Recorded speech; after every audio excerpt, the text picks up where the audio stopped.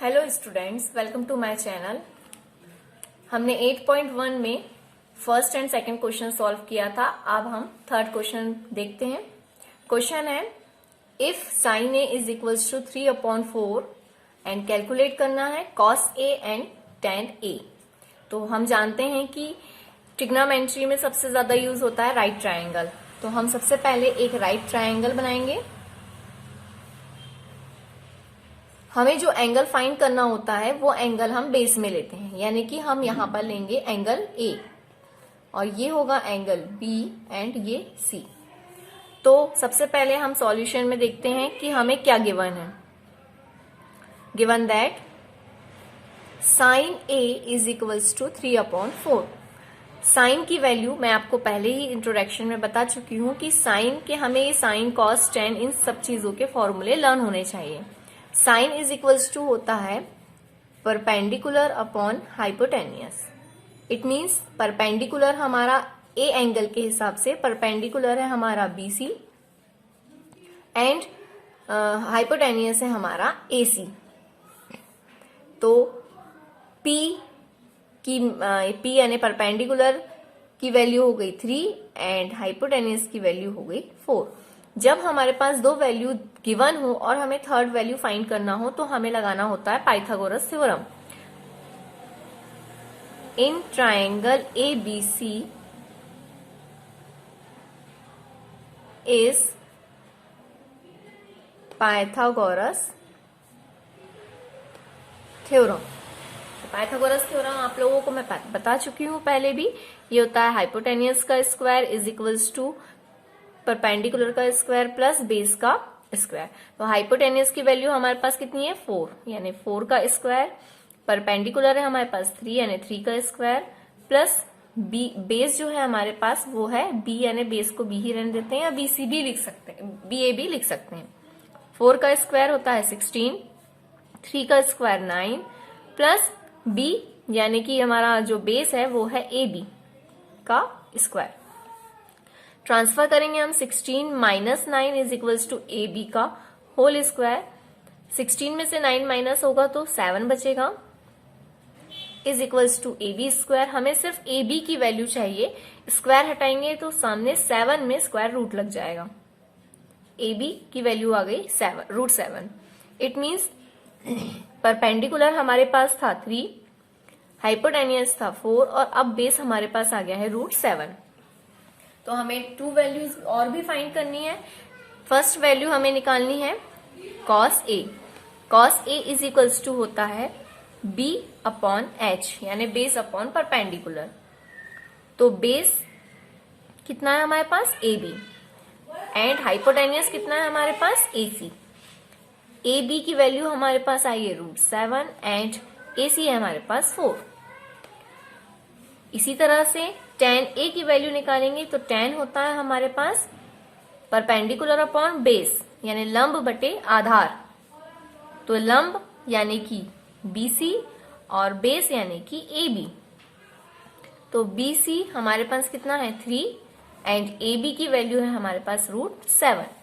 तो हमें सिर्फ इतनी ही वैल्यू फाइंड करनी थी। तो ये दोनों आंसर हम यहाँ पर लिख देंगे कि cos A is equals to आया है √7/4 and tan A is equals to आया है 3/√7।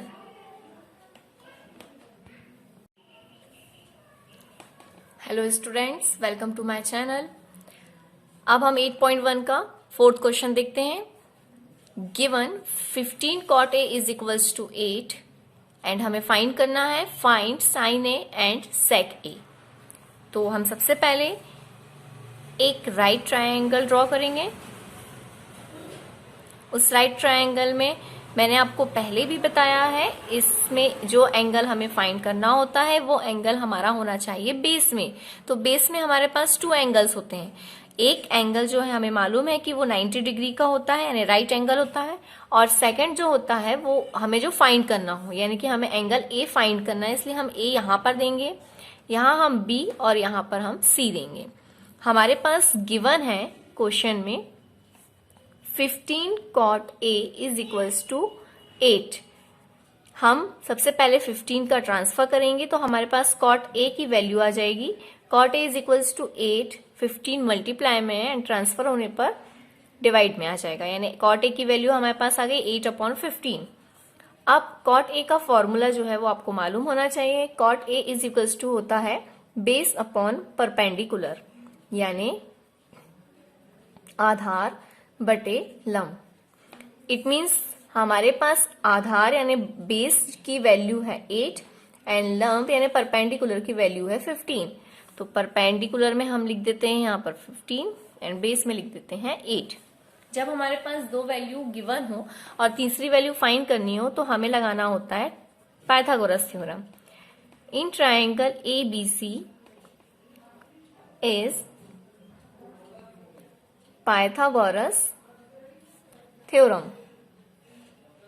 पाइथागोरस थ्योरम h का स्क्वायर यानी हाइपोटेन्यूस का square is equals to perpendicular का स्क्वायर प्लस बेस का स्क्वायर।